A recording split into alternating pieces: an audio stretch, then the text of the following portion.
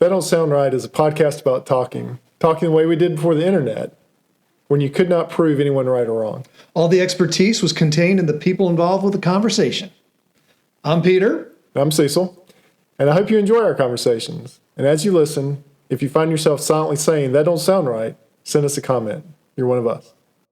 It's a about 60-year-old balding guy with a white beard who wears cargo shorts and, I kid you not, white New Balances. I'm on my way. Yeah. In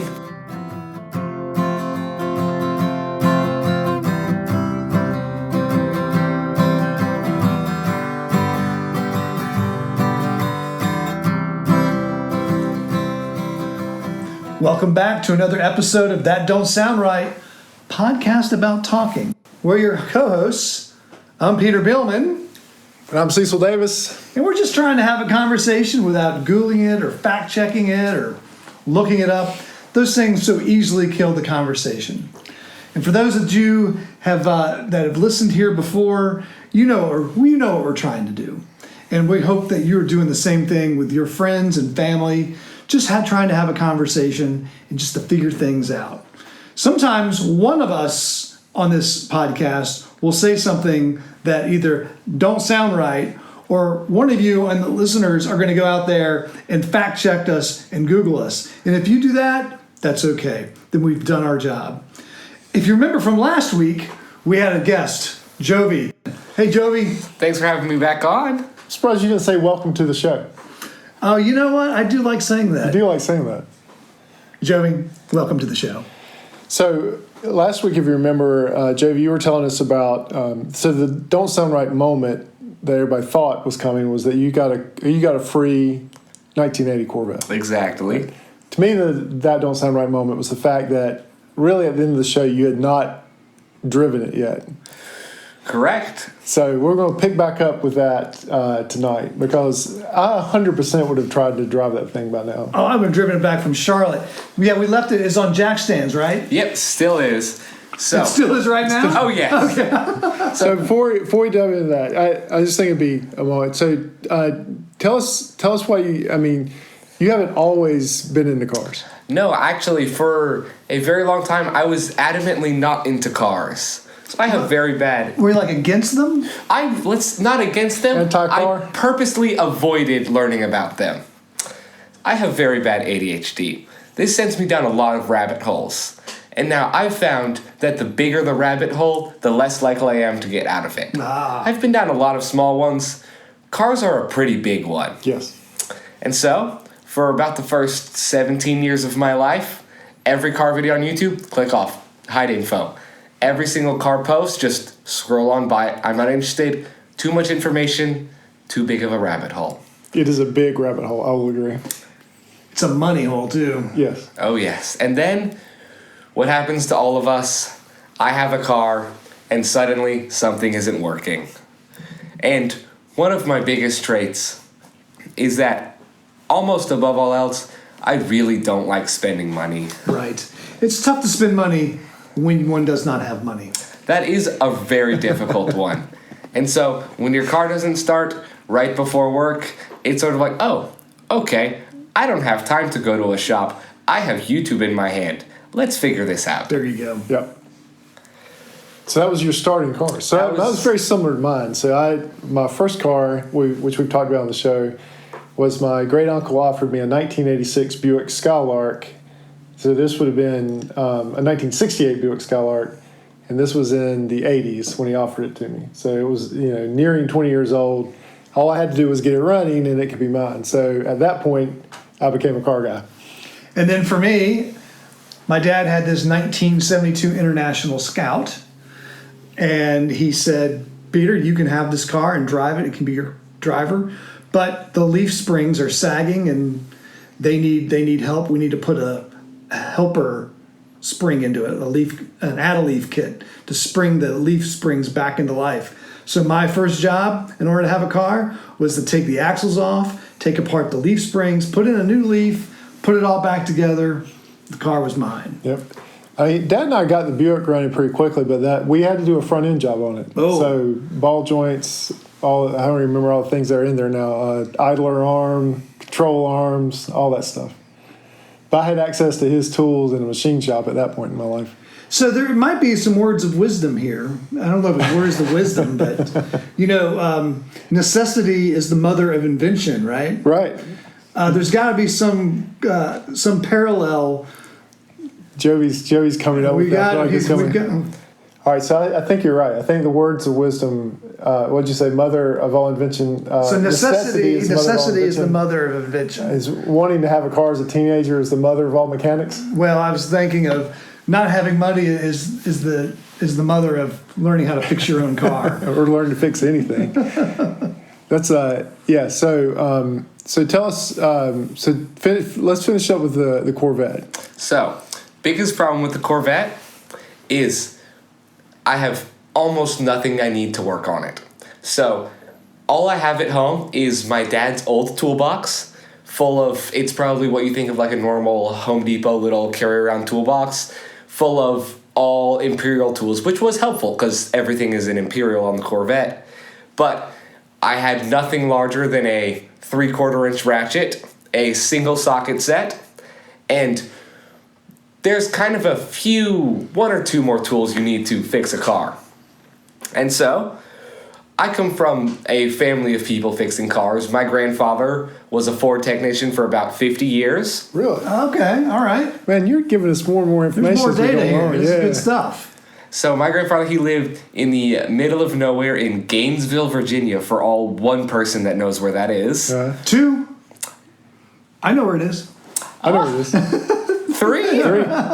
So he just has on this show a little 4-bedroom, 3-bath house out there. The staple is the 3-car standalone garage with a lift. Love it. Man, with a lift. With a lift. Nice. And so there's some more words of wisdom coming to me, but we'll get to that later. So he's getting remarried. He messages me. He's like, "Hey, haven't seen you in a while. I would love if you came up to the wedding." And so originally my parents were all going to go. Then Dad got the flu. He and my mom stayed home. I drove about 5 hours up to Gainesville, Virginia. He's like, "Hey, I told him all about the Corvette, sent him pictures." His response was, "I kind of want it in my garage." I sent him pictures, everything like that. And then he messages me saying, "Hey, I might have an old toolbox with your name on it." Oh. Now, I'm thinking about the same size as my dad's. Right. Toolbox, name. My grandfather has a ton of old tools. Yep. He has some of my great-grandfather's tools. Oh, wow. Now, I get there. He's standing next to it. It is not a small toolbox.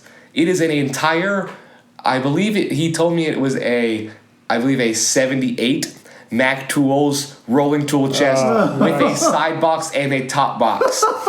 Now, does it have the popcorn maker and the coffee machine? Oh, I wish.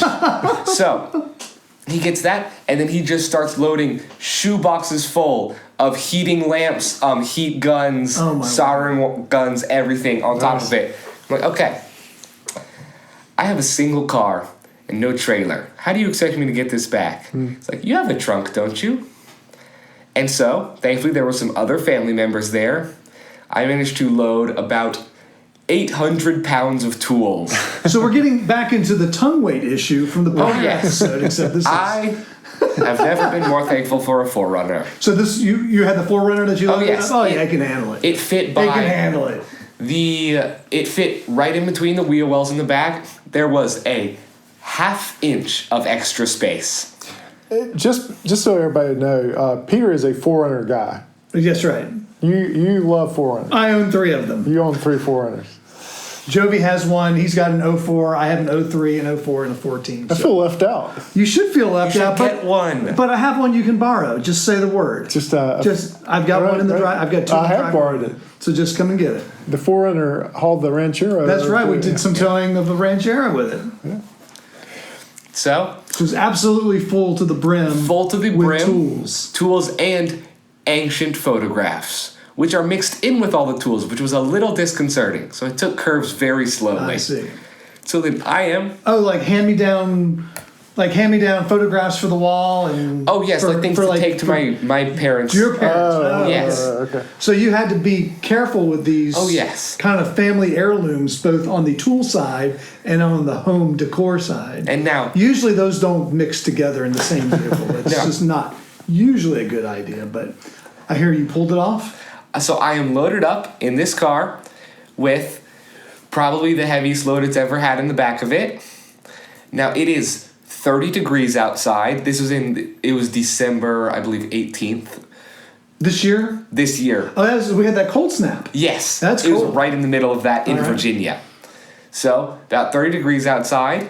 It is raining, and I am on curvy, empty Virginia highways that I have never been on before. Perfect. Pitch black. That is probably the slowest I've ever driven on a highway. You've had some driving adventures in the last 12 yeah. months. Yeah, I mean- when did all this start? When did you first get the Corvette? That would have been, I believe, middle of June. All right, so yeah. In 6 months' time, you doubled your rolling fleet. You've completely outfitted your garage with tools. It's been a good year. Oh yes, this has been one of the best years of my life. That's good. I agree. So tell us where you're at with the Corvette now. So we left it. It was up on jack stands. You had cranked all the gas out of it, and you had cranked it. Exactly. Yeah. Okay. Starts and runs. I confirm the wheels at least spin. I do not know if they will push the car. The wheels spin up on jack stands. Currently, I'm waiting for a new master cylinder as there is a hole in the bottom of mine. Oh. And the brake fluid was more like brake sludge when I pulled it out. It was 40 years old and from the 80s, as you would expect. Still wouldn't have deterred us from driving it immediately. Oh, yes, of course. And so, On 85.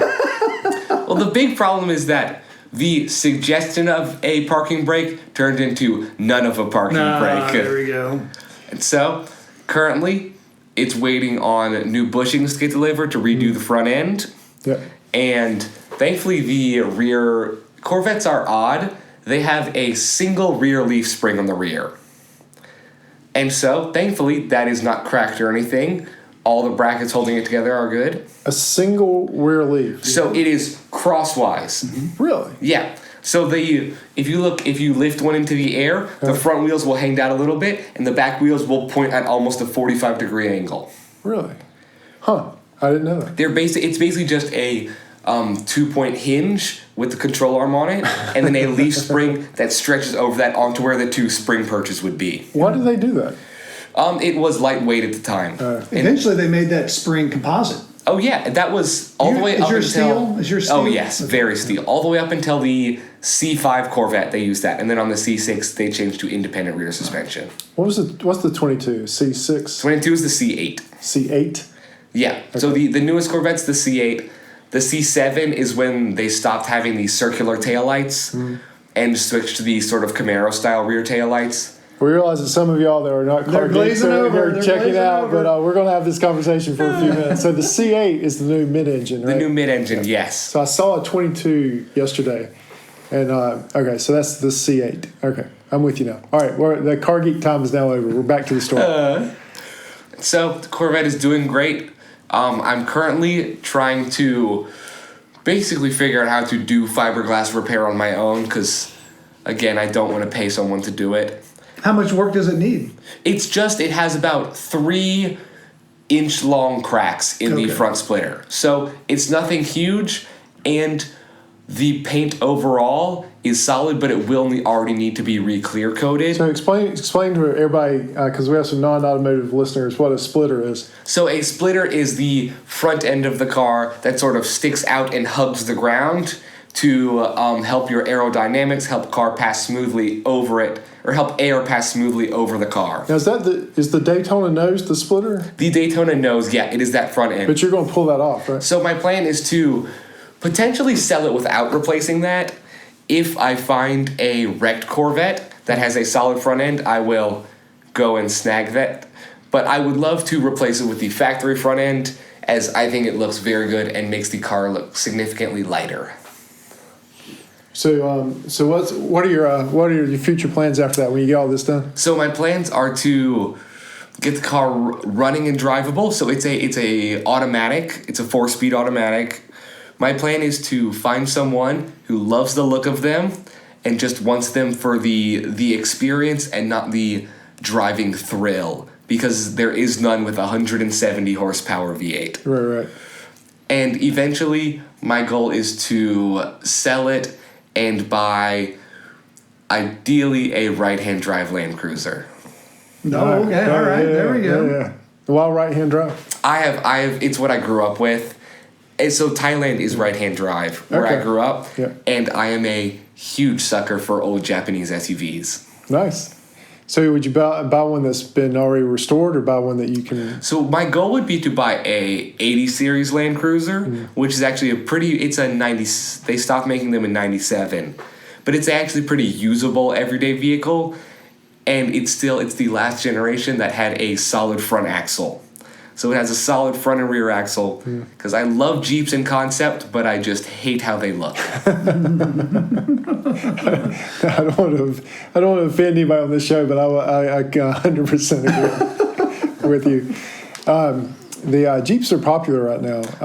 Where I work, there's a place that customizes Jeeps, and they have Jeep Rally like once a week. Oh, really? And so all these tricked out Jeeps are over there, and I mean they are tricked out. I know a family that has a hybrid Jeep as their commuter vehicle. Really? They picked the single vehicle, the single small SUV with a solid front axle to be their commuter. Oh, wow. So the Land Cruiser is your dream?